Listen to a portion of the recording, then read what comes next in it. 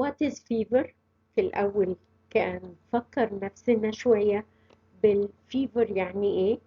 Fever occurs as a reaction of to infection in general، يعني مش بس هي للباراسايتس لكن برضو it can be caused by other many causes. Many factors are responsible for occurrence of fever, such as complements, opsonins, interleukins, as a response to the parasite products during immune reactions. الكلام ده بينطبق على الباراسايتس، بينطبق على البكتيريا وعلى الفيروسز.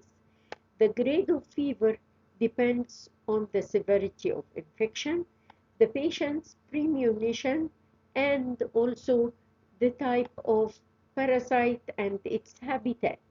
يعني اللي موجود في البلاد ممكن يعمل فيفر أكتر من اللي موجود في التيشوز وأكتر من اللي موجود في الانتستين بالترتيب. Fever caused by parasites is either mild fever. Generally, many intestinal parasitosis induce mild fever، يعني بتبقى درجة الحرارة 7.5 تقريبا، as in giardiasis, amoebiasis, some helminth infections زي الفاشيولوبسياسيس أو الهايمينوليبس نانا. كمان في حاجة اسمها quotidian fever, which is a daily regular fever. This occurs in case of early malaria. لسه السايكل ما انتظمتش، فالواحد بيسخن ويبرد على طول اليوم وبطريقة غير محددة أو منتظمة. تالت حاجة اللي هي الدروميداري فيفر. الدروميداري ده اللي هو الجمل أبو سنمين. بالطريقة دي نفس الفيفر بتبقى دبل بيك فيفر، يعني بتبقى الريجولار برضو occurring in visceral leishmaniasis. دبل بيك يعني معناها ان الانسان يسخن وبعدين يبرد في اثناء النهار ويسخن تاني بالليل. بعد كده في عندنا tertian fever in vivax and ovale malaria، بتحصل كل 48 ساعة أو كل تالت يوم، عشان كده بنسميها tertian fever. في كمان السبترشيان فيفر في الفالسيفيرم ملاريا، إنها برضو يعني ممكن تبقى الريجولار شوية لكن واخدة الشكل بتاع إنها تقريبا كل تالت يوم، ودي بتبقى في الفالسيفيرم ملاريا. وزي ما احنا عارفين دايما يقولوا إنها بتبقى معاها تشيلز والرايجورز شوية، وبتبقى واخدة السايكليك فيفر. في عندنا برضو من ضمن أنواع السايكليك فيفر في الكوارتن فيفر caused by plasmodium malariae، اللي هي بتحصل كل رابع يوم، يعني every 72 hours، ودي بتبقى برضو بنفس الطريقة زيها زي الأذر malarial parasites، يعني بتبقى فيها الرايجورز والتشيلز والفيفر، وكمان بعد كده بيبقى في سويتنج، يعني السايكليك تراياد بتاعت الفيفر اللي هي بتبقى فيفر ورايجورز والفيفر والرايجورز، وبعدين بتبقى severe sweating and sleep. بعد كده في عندنا الهايبر بايركسيا.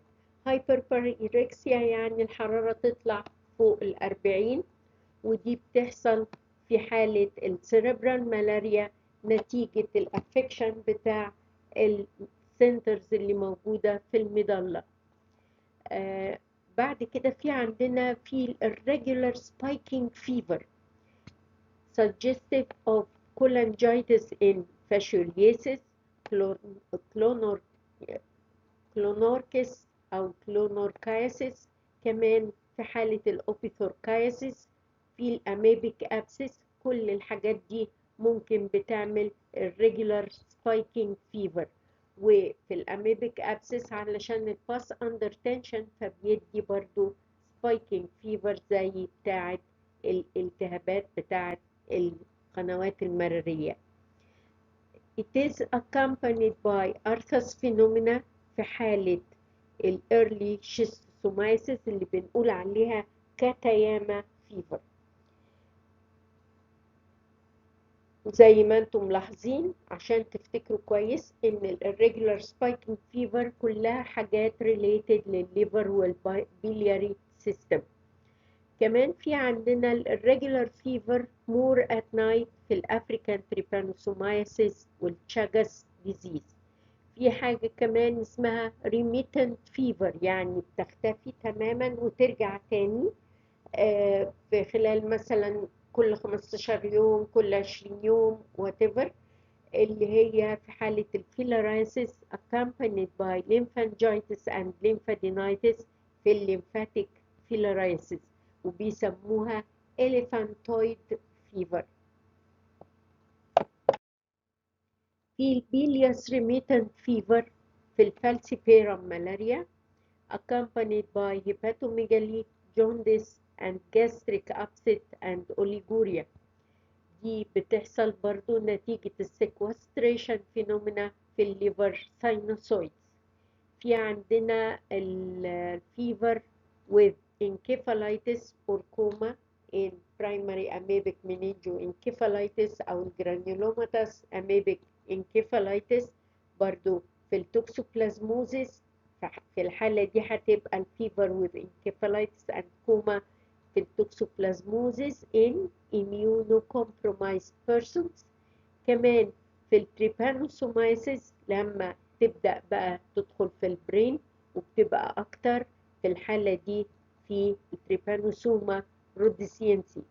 في الديسيمينيتد ثرومبيلويديسيس برضو والانجيوسترونجايلس اللي بتعمل ايوسينوفيليك مينينجايتس extensive لويسيس and انكيفاليتوزون اللي هو بيعتبر من المايكروسبوريديا بس برضو بيعمل انكيفالايتس. يبقى الفيفر with encephalitis or coma بتحصل في حالات كتير من الباراسايتس وادي احنا جمعناهم مع بعض، حاولوا تفتكروهم كويس.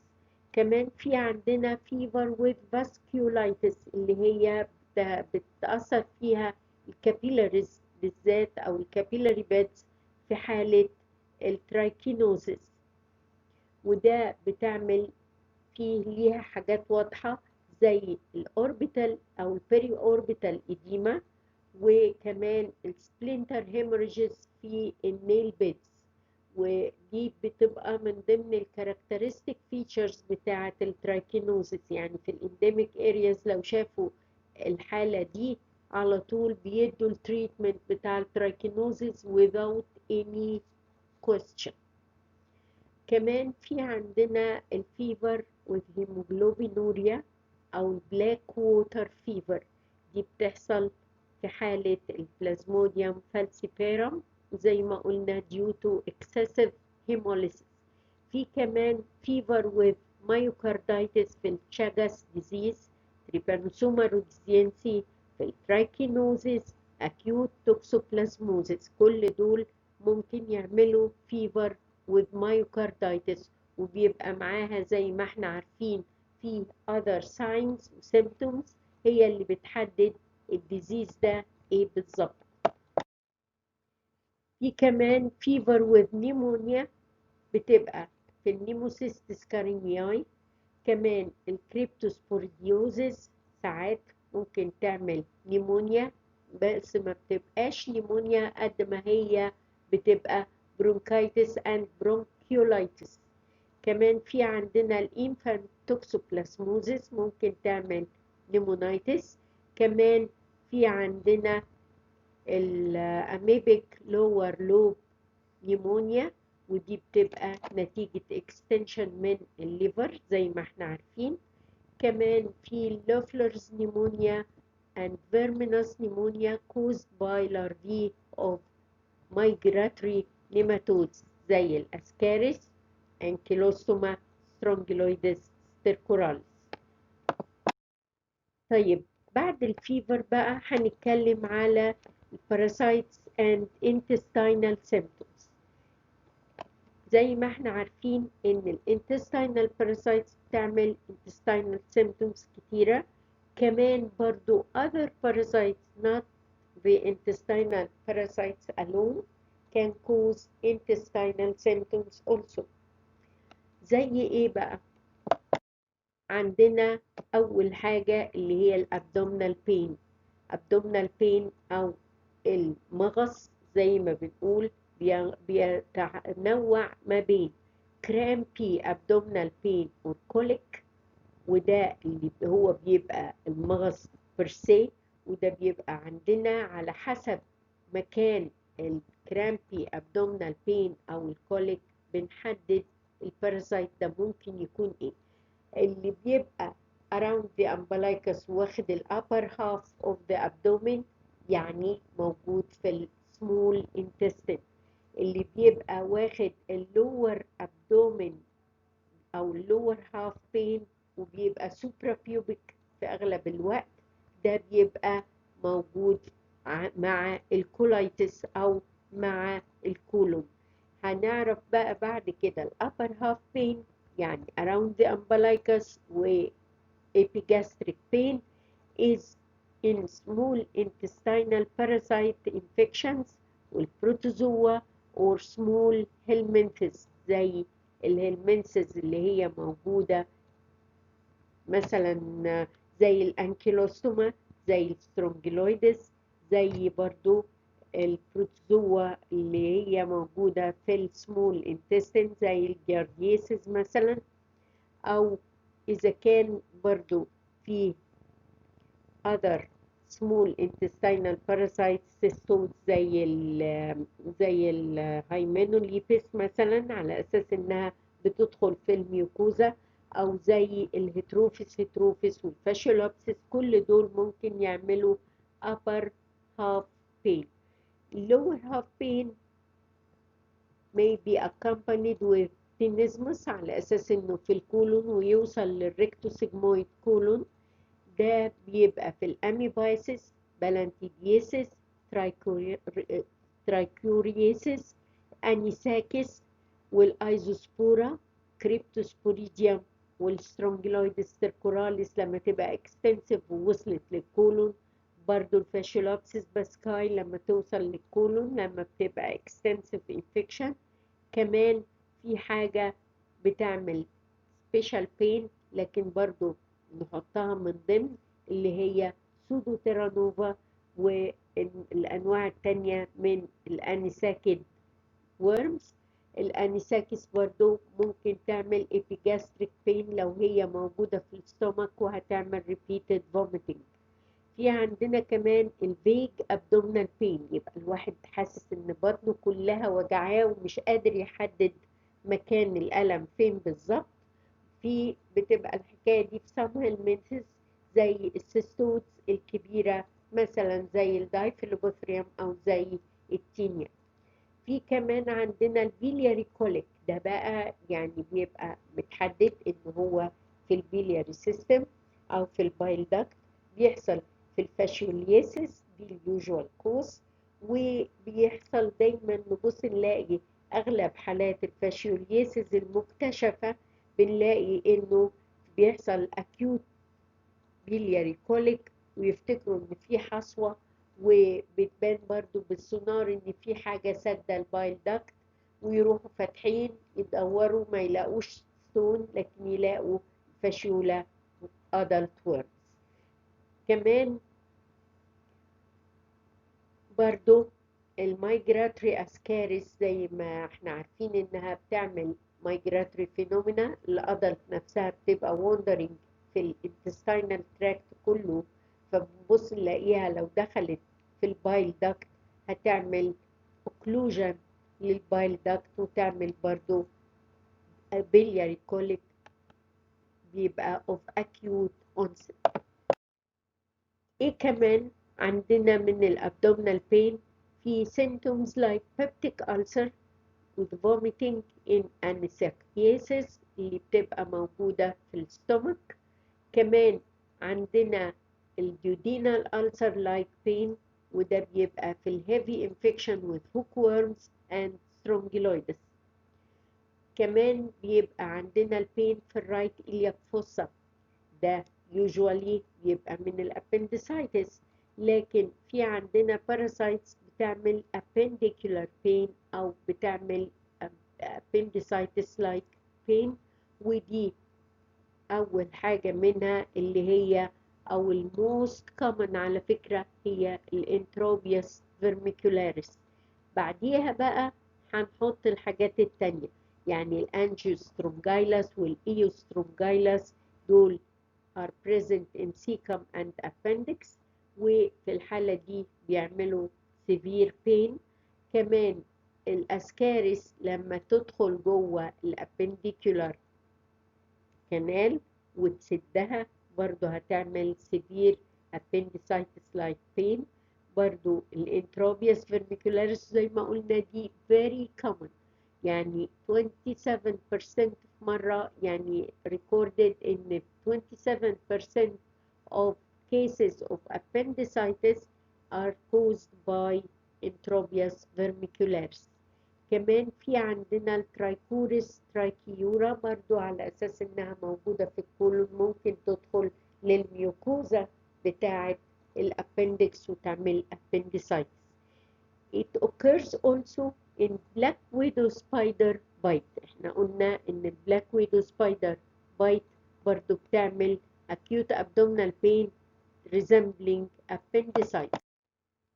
طيب نيجي بقى لفينومينا تاني من الابدومينال سيمتومز اللي هي الدايريا.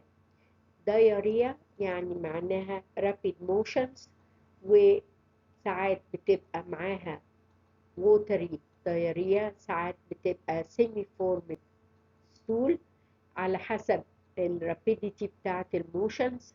كمان بنلاقي ان الدايريا بتبقى ساعات عرض لحاجات تاني غير الباراسايتس. لكن احنا بالنسبة لنا لو اتكلمنا على الباراسايتس causing diarrhea هنبدأ بأول واحدة والموست common is giardiasis. This is the most common cause in children، وخصوصا اللي هم بيبقوا من سن السنة لغاية 5 سنين. بعد كده كمان عندنا الأميبيك and balantidial colitis before involving the rectosigmoid area، هيعملوا برضو diarrhea with slow أو few motions، يعني بتبقى حوالي من 8 ل 10 per day، لكن بتبقى والستولز بتبقى mushy and bulky. بعد كده في عندنا بقى الووتري دايريا والسلف ليميتد دايريا which can be caused by Isospora belli، وقلنا ده common self limited diarrhea in healthy children، وبتعمل severe diarrhea في immunocompromised persons، في الأطفال اللي عندهم protein calorie malnutrition. كل دول هتعمل عندهم الأيزوسبورا severe watery diarrhea may be life threatening في اليونج children. كمان في الكريبتوسبوريديوم بارفا causing self-limited diarrhea في الاميونوكومبتنت ووتري diarrhea في الاميونوكompromised persons. Plasmodium falciparum is a common cause of diarrhea في المناطق اللي فيها endemic malaria. بيبقى معاه برضو nausea and vomiting، وده بيبقى نتيجة السلافينج بتاع أجزاء من السمول intestine due to sequestration phenomena. كمان في chronic diarrhea is common with heavy infection of intestinal trematodes زي الفاشيلوبسيس باسكاي، زي الهيتروفيس والميتاجونيموس انفكشنز، على اساس ان دول كلهم بيبقوا شابكين في الوول بتاعه السمول انتستين. كمان في الانتستينال schistosomiasis is accompanied by diarrhea both in early Katayama disease or later with egg deposition في حالة الشيستوسوما جابونيكم، على أساس إنها هي بيبقى فيها more egg deposition، ده أولا. ثانيا بيبقى كمان معاها بيبقى موجودة في السمول intestine والبروكسيمال كولون، فعشان كده بتعمل diarrhea أكتر من أي نوع تاني من الشيستوسومز. بعد كده في عندنا الهيمانوليبس نانا which can cause mucus diarrhea with development of cysticercoids within the mucosa of small intestine. Strongyloides stercoralis also is accompanied by chronic diarrhea، وفي الحالة دي بتبقى الدايريا greenish yellow in color، فبنقول عليها بيسو دايريا. في كمان الكابيلاريا فيليبينensis في الانديميك areas بتعمل chronic mild diarrhea. في الحالات اللي هي بتبقى newcomers للانديميك area بتعمل severe watery diarrhea. طيب لو جينا بقى للديزنتري هنلاقي أول حاجة مشهورة طبعا اللي هي الأميبك dysentery which is the most common and it follows diarrhea، على أساس إنه من بعد الديارية ابتدت يحصل involvement للريكتوسيجمويد كولون، وده بيدي sustained contraction مش زي الانتستين اللي بتدي intermittent contractions. فعشان كده بنقول ان في هنا تينزموس، الانسان بيبقى عايز على طول يقعد في دورة المية علشان حاسس انه عايز يعمل defecation. If chronic it alternates with constipation، لكن لما بتبقى acute dysentery بيبقى dysentery مستمرة لوحدها. بعد كده بنبص نلاقي في عندنا البالانتيبيال dysentery with the same clinical picture as acute amoebic dysentery. كمان في المالاريال dysentery which occurs with blockage of large intestinal capillaries نتيجة السيكوستريشن فينومينا بتاعة البلازموديوم فالسيبيرم. في الليشمانيال dysentery which occurs due to secondary infection not caused by Leishmania donovani، لكن بتبقى due to the secondary infection occurring with visceral leishmaniasis. كمان في البيلهارزيال dysentery ودي بتبقى usually caused by Schistosoma mansoni but can be caused also by Schistosoma hematobium، على أساس الاتنين بيبقوا في الانفيريور ميزنتريك فين، واحدة منهم اللي هي الهيماتوبيوم بتروح زي ما احنا عارفين للفيزيكال بليكسس، والتانية بتروح للريكتوسيجمويد كولون بليكسس. لكن في بعض الأحيان لما بتبقى كرونيك يورينري بالهارزيزس ممكن قوي إن الورمز تفضل إنها تروح للإنفيريور ميزنتريك بليكسس وتروح ناحية الكولون وتعمل ديزنتري. بعد كده في عندنا السترونجيلويدس والترايكيوريس لما تبقى very extensive وتوصل للريكتوسيجمويد كولون ممكن برضو بتسبب ديزنتري على أساس إنها بتبقى partially embedded في الميوكوزا فبتعمل severe irritation. لو جينا نتكلم على liver enlargement أو الهيباتوميجالي هنلاقي إن any parasitic infection involving liver can cause hepatomegaly. انتوا بقى حاولوا إنكم تعملوا list بكل الباراسايتس which can be present in liver and cause hepatomegaly. دي برضو هتبقى من ضمن التاسكس المطلوبة منكم على أساس إنكم أولا هتفتكروا الباراسايتس دي كويس، ثانيا وخصوصا الناس اللي هم يعني ممكن يشتغلوا أي ريسيرش على الليفر. تاني حاجة كمان إن إحنا بالطريقة دي بنحطها في اللوج بوك كنوع من الأكتيفيتيز. Protozoal liver infection is not accompanied by eosinophilia، لكن الhelminthic infection is accompanied by variable levels of eosinophilia. يعني مثلا في الهيداتيك ديزيز هنلاقي ان الايزونوفيليا بتوصل 20% تقريبا، ما بتزيدش عن كده. لكن في حالة اللارفا مايجرانس مثلا هنلاقي ان الايزونوفيليا ممكن توصل 60% and more. بعد كده عندنا جوندس، ودي بتبقى نتيجة الافكشن بتاع البيلياري سيستم. ففي obstructive jaundice which occurs in heavy liver fluke infection، وخصوصا الكلونوركس ساينensis اللي هي بتبقى في السمول biliary vessels على أساس حجمها صغير. لكن في عندنا الأكيوت biliary colic and obstructive jaundice can occur with flukes of or ectopic ascariasis، ودي بتبقى في حالة الفاشيولا أكتر، وبعدين بعديها ممكن تبقى برضو الكلونوركس ساينensis والميتاجونيماس يوكوجاواي، وكمان بتبقى والأوبيسوركس كلينياس، وكمان ممكن تبقى في حالة الدايكروسيليوم دندريتيكم.